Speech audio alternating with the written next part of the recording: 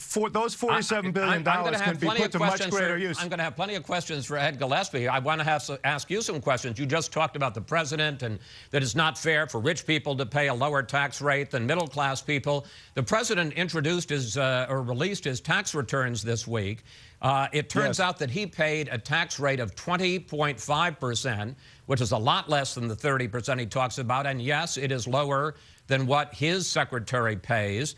And the question if I may, David, the question I have for you is, if the president feels so strongly about tax fairness, is he going to contribute money to the Treasury, and they have a special department just for this, to help with the deficit?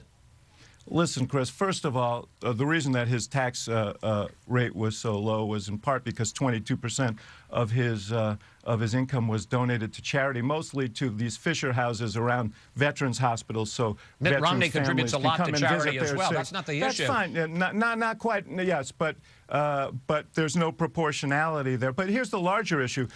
The president's proposal would have him pay a higher rate of taxes in the future. Governor Romney's proposal would have him pay a lower tax rate in the future. So that's fundamentally different. We're arguing for a system that is fair.